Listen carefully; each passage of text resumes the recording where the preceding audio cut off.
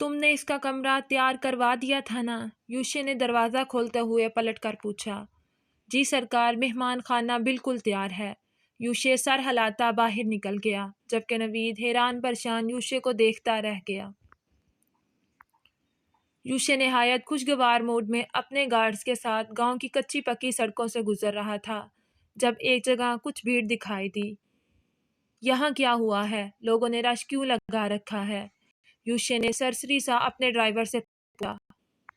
ہونا کیا ہے سرکار، یہاں پر ایک بڑا کنواں ہے، آئے دن کوئی نہ کوئی جانور یا بچہ بیچ میں گر جاتا ہے، اب بھی ایسا ہی ہوا ہوگا۔ کتنی دفعہ لوگوں کو منع بھی کیا ہے کہ ادھر اپنے جانور لے کر مت آیا کریں، یہ کنواں اب سوکھ چکا ہے، مگر کیونکہ بہت بڑا اور گہرا ہے تو اس میں جانور گر جاتے ہیں، مگر لوگ سنتے ہی نہیں۔ ڈرائیور کے جواب پر یوشے نے سر ہلایا اور اپنے موبائل میں مصروف ہو گیا۔ لگتا ہے ماسٹر کا کوئی بچہ گرا ہے یا اس کا جانور، کیونکہ اسکول کے بچے پاس کھڑے دکھائی دے رہے ہیں۔ جیپ جب بھیڑ کے قریب سے گزری تو گارڈ نے دیکھ کر اپنا تبصرہ کیا۔ جیپ ریورس کرو، جلدی کرو۔ یوشے جو پورے انہماک سے موبائل پر مصروف تھا، گارڈ کی بات سن کر فوراً چونکا۔ عجیب بے وقوف لڑکی ہے، کہیں نہ کہیں چوٹ لگا لیتی ہے یا خود گر جاتی ہے، پاگل، یوشے نے بڑبڑاتے ہوئے دل میں سوچا۔ جاؤ پتہ کرو کہ کیا معاملہ ہے۔ جیسے ہی جیپ بھیڑ کے پاس رکی، یوشے کے حکم پر ملازم تیزی سے باہر نکلے، جبکہ یوشے بے چینی سے موبائل اپنے ہاتھ پر مار رہا تھا۔ سائیں، زیادہ پریشانی والی کوئی بات نہیں ہے، مگر نوکر نے ہچکچاتے ہوئے یوشے سے کہا، سیدھی طرح بکواس کرو گے کہ کیا بات ہے؟ میرے پاس اتنا وقت نہیں ہے کہ یہاں کھڑے ہو کر ضائع کروں، مجھے شہر پہنچنا ہے۔ یوشے نے لاپرواہی سے اپنے موبائل پر ٹائم دیکھا۔ سائیں، وہ بکری کے بچے کو بچاتے ہوئے ماسٹر کی بیٹی کنویں میں گر گئی ہے، مگر اب باہر آنے کو تیار نہیں۔ ملازم کی بات پر یوشے سر نفی میں ہلاتا جیپ سے باہر نکل آیا۔ یوشے کو دیکھتے ہی سب لوگ ادھر ادھر باادب انداز میں کھڑے ہو گئے۔ جب آپ لوگوں نے کچھ کرنا ہی نہیں ہے تو یہ میلہ لگانے کا فائدہ؟ فوراً یہاں سے غائب ہو جائیں۔ یوشے کے کہنے کی دیر تھی کہ دیکھتے ہی دیکھتے ساری بھیڑ ختم ہو گئی۔ جیپ سے رسی نکال کر لاؤ، یوشے نے لوگوں کے جاتے ہی ملازم کو حکم دیا، جو سر ہلاتا جیپ کی طرف بھاگا۔ ملازم کے جاتے ہی یوشے نے کنویں میں جھانکا، جو واقعہ ہی بہت بڑا اور گہرا تھا۔ کنویں کے ایک کونے میں امثال بکری کا چھوٹا سا بچہ گود میں لیے بیٹھی تھی۔ آپ پلیز میرے ابا کو بلا دیں، امثال نے یوشے کو دیکھتے ہوئے منت بھرے لہجے میں کہا۔ کیوں بی بی، ہم تمہارے باپ کے نوکر لگے ہیں اور ہم نے مشورہ دیا تھا چھلانگ مارنے کا۔ یوشے نے اس دن کا غصہ نکالا۔ تو پھر اندر جھانک کر کیا دیکھ رہے ہیں؟ ویسے بھی اب تک میرے ابا کو پتہ چل ہی گیا ہوگا، وہ آتے ہی ہوں گے، امثال نے کہتے ہوئے منہ پھیر لیا۔ تمہارا صرف نام ہی نہیں، تمہاری حرکتیں بھی غریبوں والی نہیں ہیں۔ غریب لوگ اتنا نخرہ نہیں کرتے ہیں۔ چلو شاباش، جلدی سے رسی کو پکڑو اور باہر آ جاؤ۔ یوشے نے ملازم سے رسی پکڑتے ہوئے کنویں میں پھینکی۔ آپ تکلیف نہ کریں، میرے ابا آتے ہی ہوں گے، وہ ہمیں نکال لیں گے۔ امثال کو کچھ عجیب سا لگا تو اس نے انکار کر دیا۔ میری اطلاع کے مطابق تمہارا ابا ماسٹر ہے، سپر مین نہیں، جو تمہیں 1 منٹ میں باہر نکال لے گا۔ رسی پکڑو اور چپ چاپ باہر آ جاؤ۔ یوشے کے کہنے پر امثال نے ایک نظر اپنے گود میں بیٹھے بکری کے بچے کو دیکھا۔ آپ اسے بکری کے بچے کو باہر لے جائیں، میں خود ہی نکل آؤں گی، امثال نے رسی بکری کے بچے کے گرد لپیٹتے ہوئے کہا۔ ٹھیک ہے، جیسے تمہاری مرضی۔ یوشے کے اشارے پر نوکر نے رسی اوپر کھینچ لی۔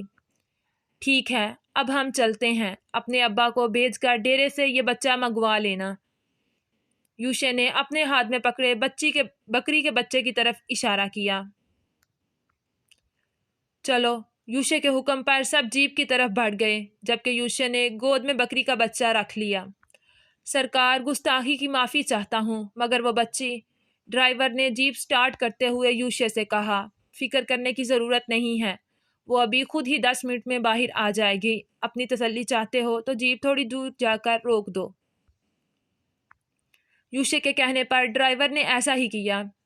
تھوڑی دور جا کر جیپ روک دی جہاں سے کنواں صاف دکھائی دے رہا تھا، جبکہ یوشے مسکراتے ہوئے بکری کے بچے کو پیار کر رہا تھا۔ تقریباً 15 منٹ کے بعد امثال کنویں سے باہر آتی دکھائی دی تو سب گارڈز اور ڈرائیور حیران رہ گئے۔ زیادہ حیران ہونے کی ضرورت نہیں ہے، کنویں میں اینٹوں کے سٹیپس بنے ہوئے ہیں جس کی وجہ سے وہ آرام سے باہر آ گئی ہے، صرف بکری کا بچہ اسے مشکل میں ڈال رہا تھا۔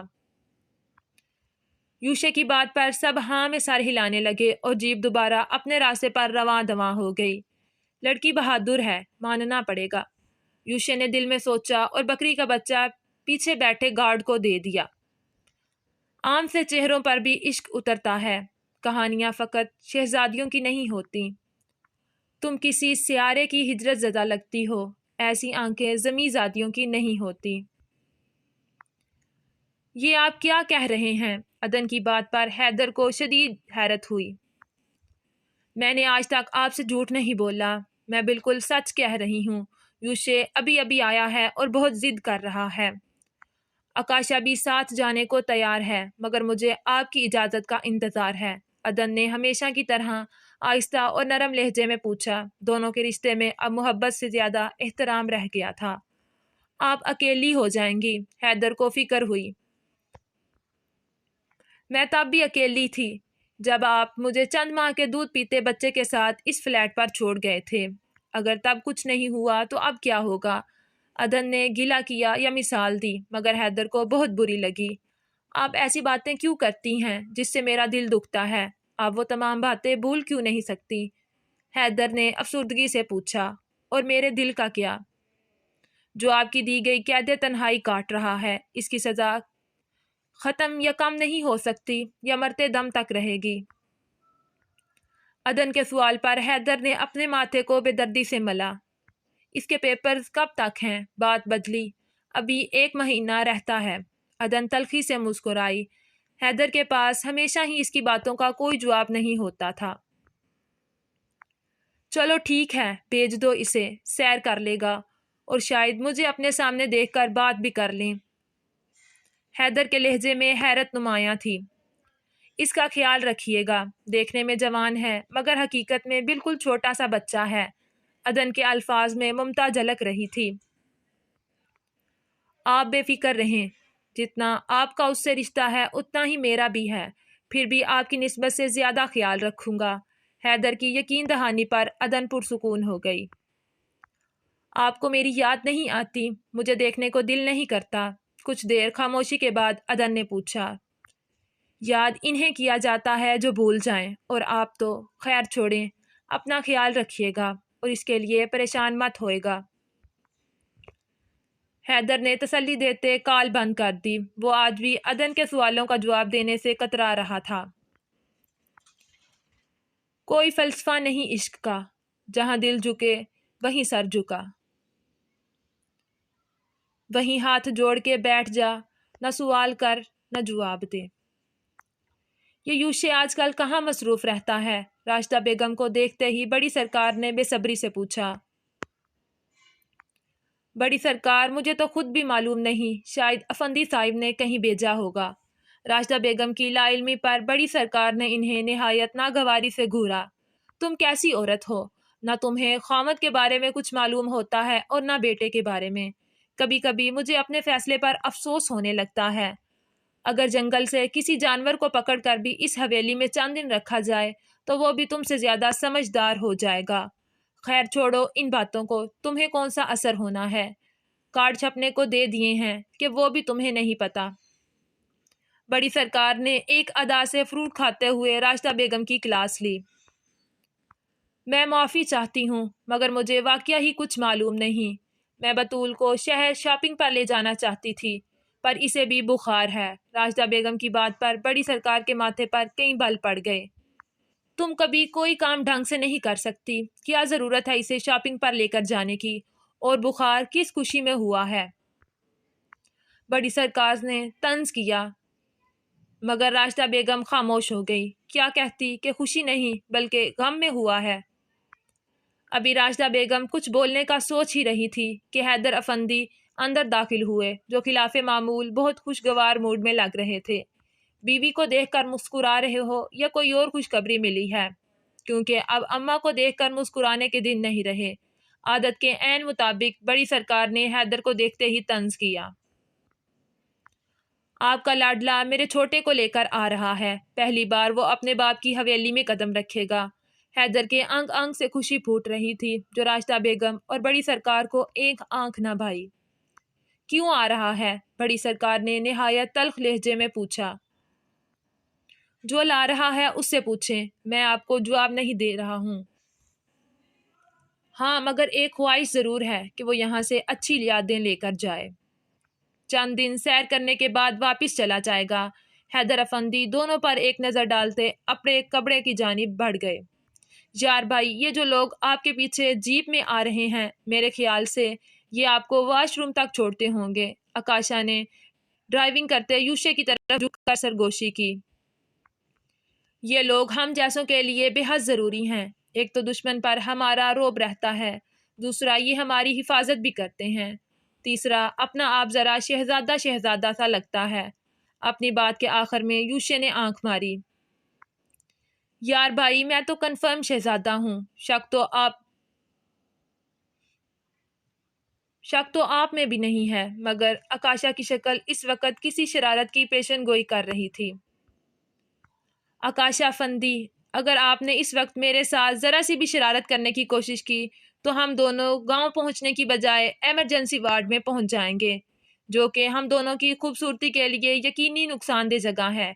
लिहाजा अपनी ज़ुबान और हाथ काबू में रखना। यूशे ने तंबी की। आंखों पर तो कोई पाबंदी नहीं है ना? आकाशा ने पूछा। तुम मुझ पर अपनी मर्दाना सलाहियत मत ज़ाया करो। उन्हें संभाल कर रखो, मुस्तकबिल में तुम्हारे काम आएंगी। यूशे के जवाब पर आकाशा का पूरा मुंह खुल गया।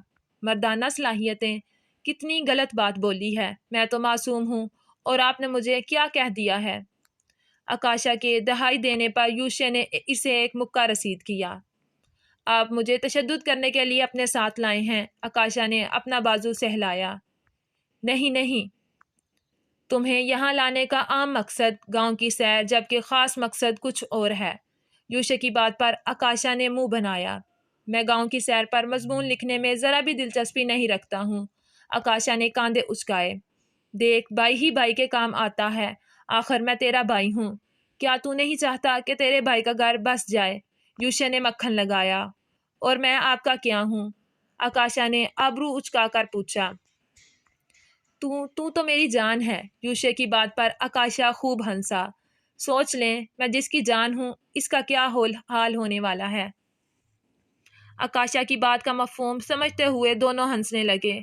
सीधा हवेली चलोगे या पहले डेरे की सैर करवाऊं?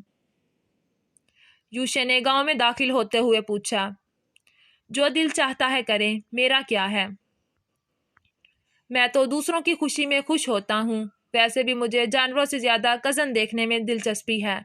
वो क्या है ना, मैं इस नेमत से महरूम रहा हूँ। आकाशा की बात पर यूशे ने इसे हैरत से देखा। महरूम का लफ्ज़ तो ऐसे इस्तेमाल कर रहे हो जैसे फिर कुछ ख्याल आने पर खामोश हो गया, क्योंकि वो इस वक्त हैदर अफंदी के बारे में बात नहीं करना चाहता था। जैसे मैं बाप की मोहब्बत से महरूम रहा हूँ। आकाशा ने जुमला पूरा किया और फिर जीप में खामोशी छा गई। हवेली में एक बड़ी सरकार भी हैं। शायद छोटी मम्मा ने इनके बारे में तुम्हें बताया हो। इनका एहतराम लाजमी है, बाकी सब चलेगा, कोई परवाह नहीं। यूशे ने खामोशी को तोड़ा। मेरी तो हमेशा यही कोशिश रही है और मम्मा ने भी मुझे यही सिखाया है कि बड़ों का एहतराम करो, आगे जो खुदा को मंजूर। आकाशा ने ऊपर की तरफ देखा और फिर चूंका। ये इतने सारे रुमाल यहाँ क्यों रखे हैं? आकाशा ने गाड़ी के साथ लगा रुमाल का पैकेट पकड़ा। इनकी ज़रूरत भी पड़ जाती है। आजकल लोग अजीब हैं, रुमाल वापस भी नहीं करते हैं, रख ही लेते हैं जैसे इनके बाप का माल हो। यूशे ने अमसाल को सोचते हुए जवाब दिया। बाप का माल हो या ना हो, मगर आकाशा ने रुमालों को उल्ट पलट कर देखा। अगर मगर कुछ नहीं, डेरा आ गया है। चल तुझे अपने पसंदीदा कुत्ते और घोड़े भी दिखाता हूँ, इसके बाद हवेली चलेंगे। यूशे के कहने पर आकाशा ने जीप से बाहर कदम रखा।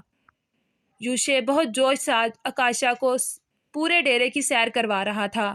اپنے پسندیدہ گھوڑے، کتے، جن میں آکاشا کو ذرا برابر دلچسپی نہیں تھی۔ اب بتا کیا پیے گا، دودھ منگواؤں یا کچھ اور؟ یوشے نے چارپائی پر بیٹھتے ہوئے پوچھا۔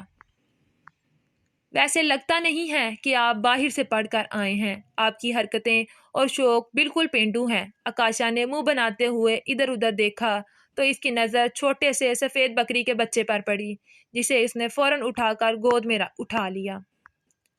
پورے ڈیرے میں صرف یہی ایک چیز کام کی ہے۔ ویسے اس معصوم جانور کا ایک پورے ڈیرے میں ایک ہی پیس ہے، آکاشا نے اسے پیار کرتے ہوئے پوچھا۔ یہ میں نے نہیں پالا، بلکہ کسی کی امانت ہے۔ یوشے کا دل اس وقت امثال سے ملنے کو کیا۔ کیوں اس کی ماں کی بددعا لیتے ہو؟ اسے اس کی ماں پہ چھوڑ دیں۔ آکاشا نے پیار سے اسے نیچے رکھا۔ ماں کی بددعا لگے یا نہ لگے، مالکن کی ضرور لگے گی۔ یوشے کے جواب پر آکاشا نے اس کی طرف دیکھا۔ صبح ملواؤں گا، بہت ہی دلچسپ شخصیت ہے، بے عزتی کرنے میں ایک دم ماہر، اور روب ایسے ڈالتی ہے جیسے ہم اس کے نوکر ہوں۔ یوشے کی بات پر آکاشا نے اسے مشکوک نظروں سے گھورا۔ اس کی مالکن مستقبل قریب میں حویلی کی مالکن بننے والی ہے، بحیثیت نجومی نے پیشن گوئی کر دی ہے۔ اب آپ اپنے فراغ دل ہونے کا ثبوت دیں اور فی الحال میری دلی مراد پوری کریں۔ آکاشا کی ڈرامے بازی پر یوشے نے ہنستے ہوئے پوچھا۔ تمہیں کیا چاہیے؟ ہم تمہاری بات سے خوش ہوئے، تمہیں منہ مانگا انعام دیا جائے گا۔ مجھے زیادہ نہیں، بس واش روم کا پتہ بتا دیں، اتنا لمبا سفر میں نے بہت صبر سے کیا ہے۔ آکاشا کی خواہش فوراً پوری کی جائے۔ یوشے نے ہنستے ہوئے ملازم کو آواز دی اور خود محبت سے بکری کے بچے کو دیکھنے لگا۔ حیدر افندی نے پوری حویلی کو دلہن کی طرح سجایا تھا۔ روشنی اتنی تیز تھی کہ دور دور تک پھیلی صاف دکھائی دے رہی تھی۔ امثال جو اپنے گھر کی چھت سے حویلی کی سجاوٹ دیکھ رہی تھی، دل میں سوچنے لگی، حویلی میں رہنے والے لوگ بھی بالکل ہمارے جیسے ہی ہوتے ہیں، پھر یہ کیا بات ہوئی، وہ خاص اور ہم عام۔ امثال نے آسمان کی طرف دیکھا۔ بیٹا، اتنی سردی میں ادھر کیا کر رہی ہو؟ نیچے اپنی بہنوں اور بھائی کے پاس جاؤ۔ ماسٹر صاحب نے پیار سے امثال کو نیچے بلایا۔ ابا، کیا ایسا نہیں ہو سکتا ہم بھی آج حویلی چلیں؟ سارا گاؤں گیا ہے، مجھے حویلی دیکھنے کا بہت شوق ہے۔ امثال کی خواہش پر ماسٹر جی نے نظریں چرائیں۔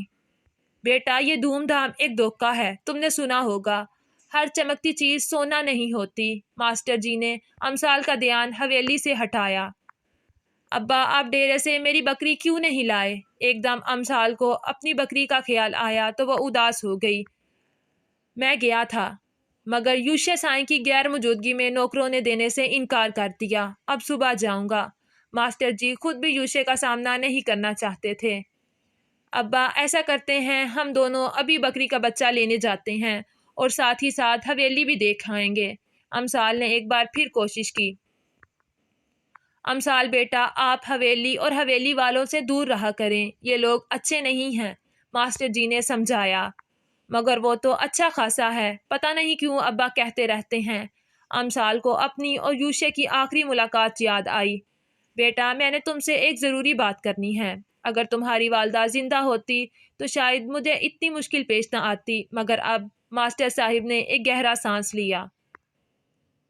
میں چاہتا ہوں کہ تمہارا رشتہ کر دوں، حالانکہ تمہارے جانے سے میرا گھر ویران ہو جائے گا اور ذمہ داریاں بہت بڑھ جائیں گی، مگر کچھ سخت فیصلے بندے کو اپنی بہتری کے لیے کرنے پڑتے ہیں۔ ماسٹر صاحب کو امثال کا بار بار حویلی جانے کے لیے ضد کرنا سخت برا لگ رہا تھا۔